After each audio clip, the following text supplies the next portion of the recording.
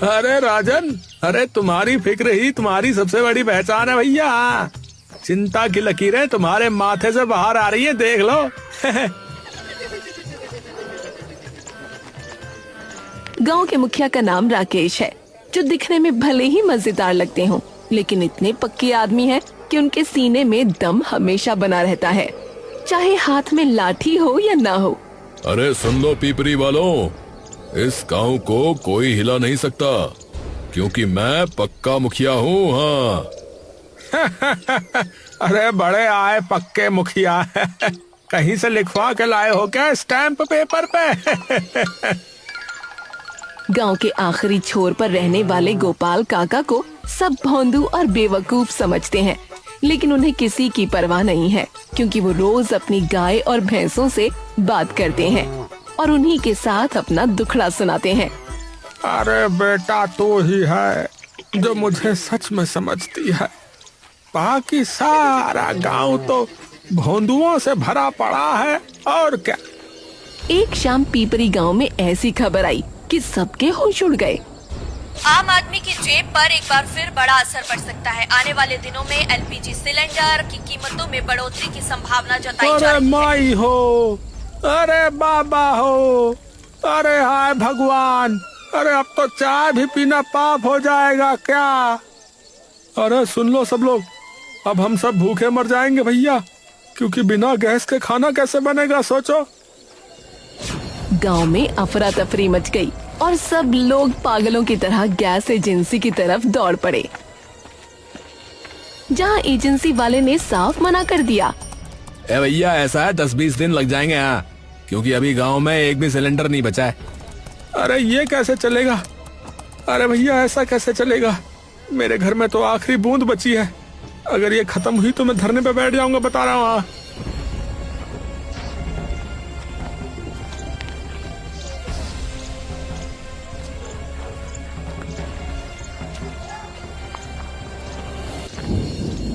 और वो सीधा मुखिया राकेश के पास जा पहुंचा। अरे मुखिया जी आप कुछ करो, नहीं तो पूरा गांव भूखमरी से मर जाएगा और सबसे पहले मैं ही मरूंगा लग रहा है।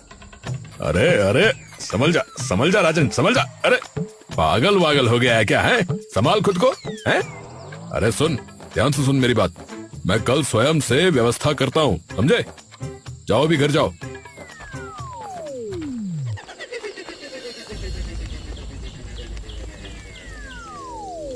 ए भैया, अरे सुन लो भैया, अरे भैया पीपरी वालों सुन लो ध्यान से। हाँ, अब चाय जो है 50 रुपया की कप होगी। हाँ भैया, क्योंकि सिलेंडर महंगा हो गया है भैया, तो चाय भी महंगी है। अरे भैया ये क्या कह रहे? अरे इसको क्या हो गया बावरे को, है चिल्लाता फिर रहा गाँव भर में है। लो भैया, गई भैंस पानी में, अब इसने भी चाय महंगी कर दी है। अगले दिन गैस एजेंसी वाला मुखिया राकेश के घर सिलेंडर देने आया और सिलेंडर घर के बाहर रखकर वो बिल लेने के लिए अंदर गया। अरे सिलेंडर कहाँ है? कोई सिलेंडर तो दे। है? अरे मुखिया जी मैंने तो अभी बाहर रखा था, अभी 2 मिनट पहले। अरे पक्का राजन ने चुराया होगा, क्योंकि उसके अलावा पीपरी में अभी इतना पागल कोई और नहीं हुआ है सिलेंडर के लिए। हाँ,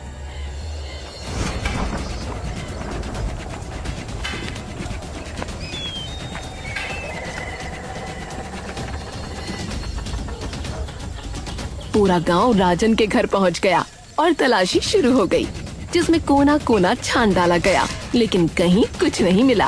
अरे सुन लो मुखिया जी, मेरे पास कोई सिलेंडर विलेंडर नहीं है। हाँ, पहले से इतनी मुश्किल है, ऊपर से मुझ पर चोरी का इल्जाम। कुछ दिनों बाद पाटिल जी के घर में सिलेंडर सुबह उठकर अधखाला मिला और फिर चंपक का नया सिलेंडर भी गायब हो गया, जिससे चंपक के होश उड़ गए। अरे मैया हो, अरे हमारा सिलेंडर हमको वापस दे दे भैया, जो कौन चुरा रहा।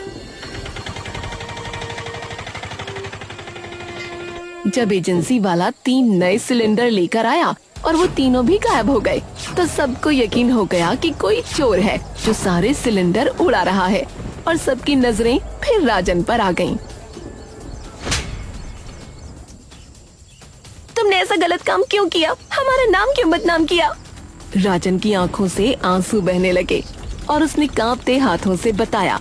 अरे मैंने कोई चोरी नहीं की है भैया, मैंने अपनी दोनों आंखें गिरवी रखकर ये सिलेंडर खरीदा है। हाँ। अबे बुड़बक, अबे पहले आदमी लग रहे हो हैं जो सिलेंडर के लिए अपनी आंखें गिरवी रख रहा है, बताओ है। भैया पगला गया लगता है। अब चोर को पकड़ने के लिए विमल ने शानदार प्लान बनाया और कहा कि वो अपना सिलेंडर रात भर घर के बाहर रखेगा, जिसे सबने मंजूर कर लिया। अरे आज रात मैं जाल बिछाऊंगा और देखता हूँ कौन सिलेंडर उड़ाता है।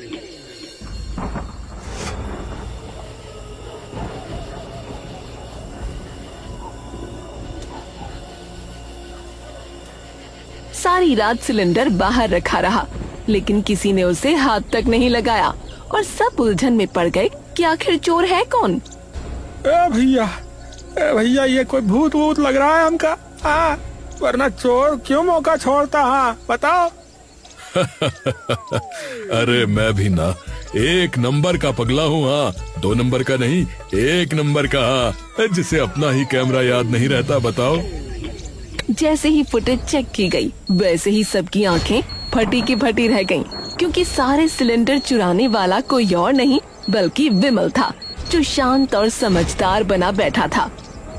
अच्छा बच्चे, तो तू ही चोर निकला और खुद चोर होकर चोर पकड़ने का नाटक कर रहा था। वो मैं सब बता दूंगा, वो मैं सब बता दूंगा, बस मुझे मारो मत, मुझे मारो मत। विमल सबको अपनी छत पर लेकर गया, जहाँ उसकी पानी की टंकी के अंदर सारे चुराए हुए सिलेंडर जमा थे और टंकी पर बड़े बड़े अक्षरों में लिखा था, मेरा अपना सबसे बड़ा सिलेंडर। अरे धत तेरे की है, अरे कैसा पागल आदमी निकला है, क्या खपड़िया चलाई है इसने भैया, तो सारे गांव के सिलेंडर चुरा कर टंकी में भरे जा रहा है। सब लोग विमल को घेर कर खड़े थे। सुनो सब लोग, शुरू में तो मुझे डर नहीं लगा था, लेकिन जब मैंने राजन को इतना पागल और परेशान देखा तो मुझे लगा कि शायद यही सही समय है, और मैं भी वो क्या कहते हैं पैनिक में आ गया भैया, पैनिक में। इसलिए मैंने सारे सिलेंडर जमा करने शुरू कर दिए। अबे तूने मुझे पागल बनाया और मैंने अपनी आंखें गिरवी रख दी, बता रहा हूँ। जहाँ एक तरफ पूरा गांव विमल की चोरी पर हंस रहा था, वहीं दूसरी तरफ गांव के आखिरी छोर पर गोपाल काका अपनी गाय और भैंसों के साथ बातें कर रहे थे, जैसा रोज करते थे।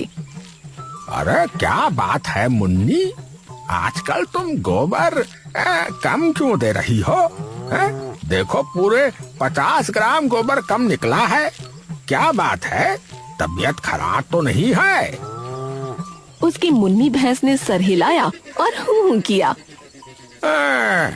चलो ठीक है, कल से तुम्हें मैं स्पेशल चारा दूंगा, ठीक है, जिसमें थोड़ा सा नमक और चना मिलाया जाएगा। मुन्नी ने फिर हूं कर दिया। गांव के दूसरे घरों में भी यही हाल था। अरे गौरी, अरे तू रोज तो 2 किलो दूध दे देती और आजकल आधा किलो, क्या मैंने तेरा चारा कम कर दिया है क्या? ऐसा क्यों भाई? अरे अम्बे, तू तो रोज सुबह आवाज देकर मुझे जगाती थी, हैं?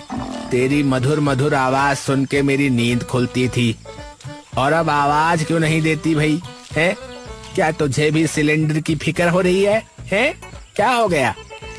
काली, मैंने तुझे आम खिलाए और तू गोबर नहीं देती, क्या तेरा मन नहीं लगता? गोपाल काका रोज अपनी सबसे बड़ी भैंस गंगा से बात करते और उसे समझाते कि वो जानता है कि सब परेशान हैं, लेकिन वो कुछ कर रहा है जिसका नतीजा आने वाला है, और भैंस जैसे समझ जाती और आंखें मिचकाती। देख गंगा, देख, मुझे पता है कि तू कम गोबर क्यों दे रही है। तू परेशान है ना, लेकिन भरोसा रख, मैं कुछ कर रहा हूँ। भैंस ने ऐसे सिर हिलाया जैसे हाँ कह रही हो। गोपाल काका अपने किसी प्रोजेक्ट में लगे हुए थे, क्योंकि वो रोज कुछ न कुछ बना रहे थे, जैसे कभी मिट्टी उठा रहे थे, कभी पाइप जोड़ रहे थे, और कभी छोटा सा प्लांट खड़ा कर रहे थे, लेकिन गांव वालों को उनकी तरफ देखने की फुर्सत ही नहीं थी।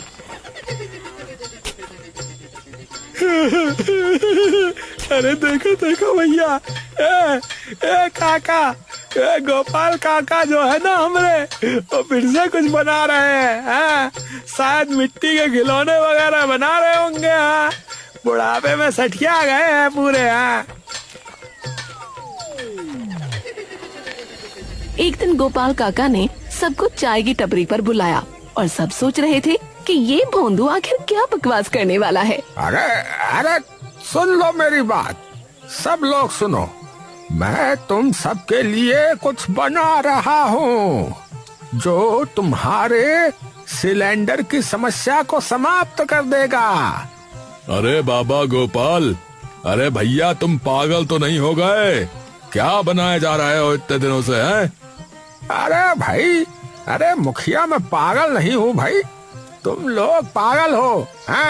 जो सिलेंडर के पीछे पागल हो रहे हो और मुझे कह रहे हो कि मैं पागल हूँ। भैया तुम हो पागल। और सुनो, मैं वो कर रहा हूँ जो तुम्हें समझ में नहीं आ रहा है। ये कहकर गोपाल काका चले गए। गोपाल काका के भी क्या ही कहने, ये तो भोंदू में भी नंबर 1 है। 2 हफ्ते बीत गए और सिलेंडर चोरी का मामला तो सुलझ गया, लेकिन गैस की समस्या वैसी की वैसी बनी हुई थी, क्योंकि सिलेंडर महंगा था और गांव वालों के पास पैसे नहीं थे।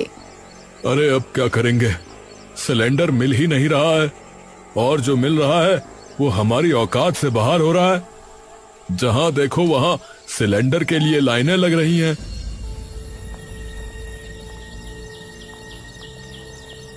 तभी एक सुबह गोपाल काका बड़े खुश चेहरे के साथ सबके घर दौड़ते हुए आए और बोले कि आज मेरे घर चलो, मैं तुम्हें अपना सरप्राइज दिखाऊंगा।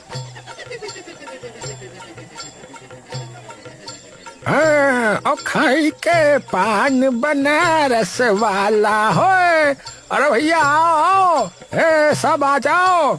आज मैं तुम्हें वो चीज दिखाऊंगा जो तुमने कभी सपने में भी नहीं देखी होगी।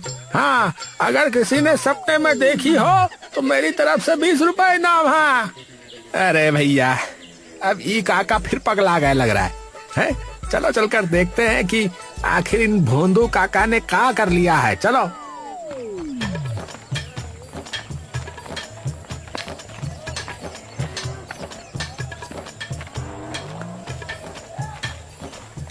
कि गोपाल काका उन्हें अपने खेत के पीछे ले गए, जहाँ एक बड़ा सा गोल गोल ढांचा बना हुआ था, जिसमें तरह तरह के पाइप लगे हुए थे।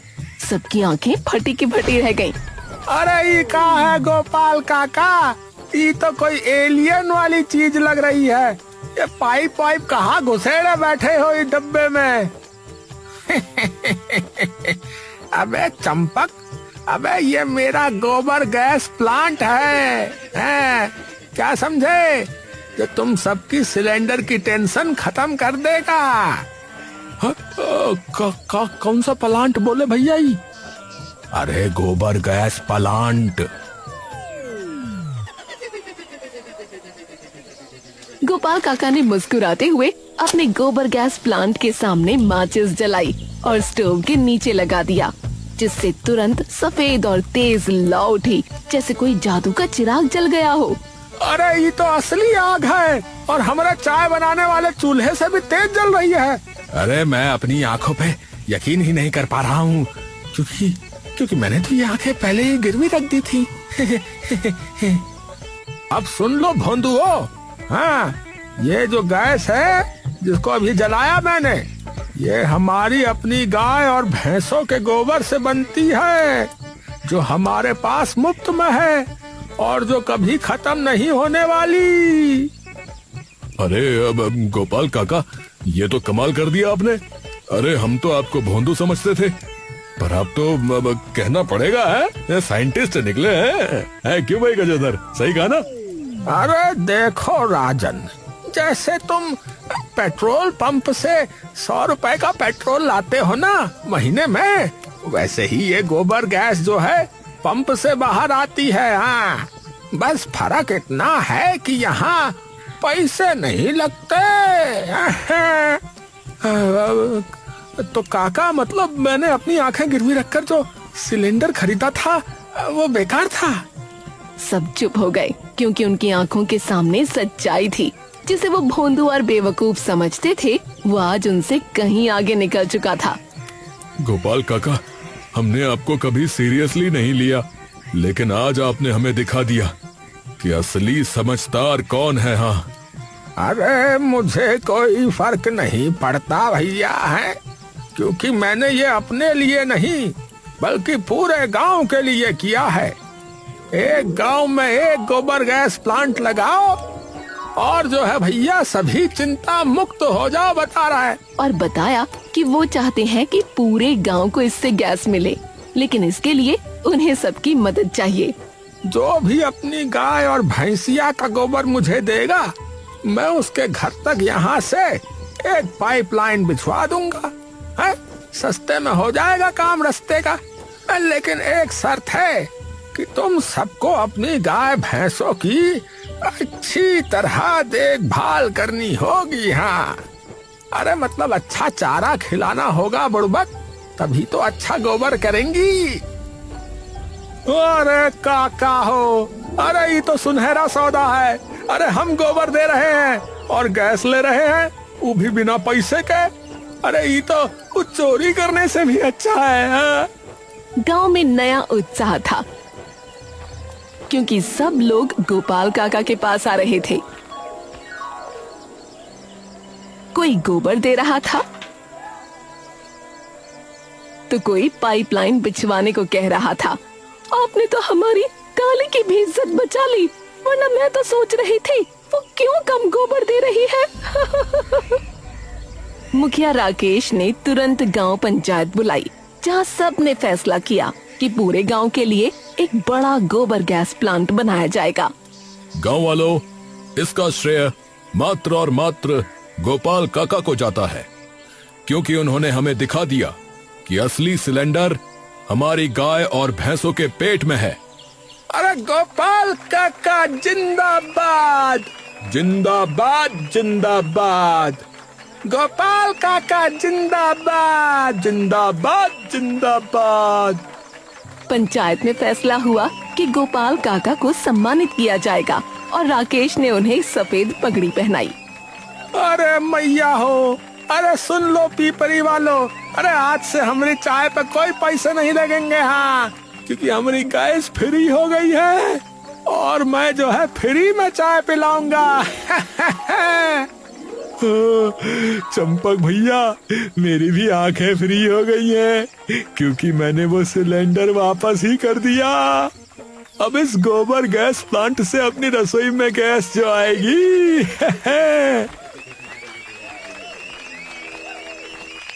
विमल ने आकर गोपाल काका से माफी मांगी और गोपाल काका ने कहा, कोई बात नहीं, क्योंकि इंसान कभी भी सुधर सकता है, बस अपनी भैंसों से प्यार करना सीख लो।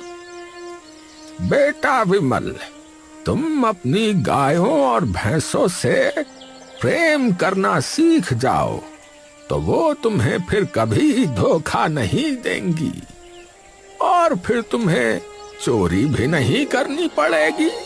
गांव की जिंदगी फिर से सामान्य हो गई थी, लेकिन अब सबके पास एक नई चीज थी और वो था विश्वास कि असली धन वो नहीं जो चुरा कर मिलता है, बल्कि वो जो अपनी मिट्टी और अपने पशुओं से मिलता है। अरे श्रद्धा, अब मैं कभी भी सिलेंडर के लिए फिक्र नहीं करूंगा, क्योंकि मेरी फिक्र अब बस गांव की गायों और भैंसों के गोबर पर होगी। हाँ। और गोपाल काका वो फिर से अपनी भैंस के पास बैठे थे, उनसे बातें कर रहे थे और भैंस बड़े प्यार से उनकी बात सुन रही थी, मानो कह रही हो, देखा मैंने कहा था ना कि तुम भोंदू नहीं हो। गंगा, आज से तुम्हारा और गांव की बाकी गाय भैंसों का गोबर गांव की रसोई को रोशन करेगा। पर हाँ, कल से तुम गोबर थोड़ा ज्यादा देना प्लीज।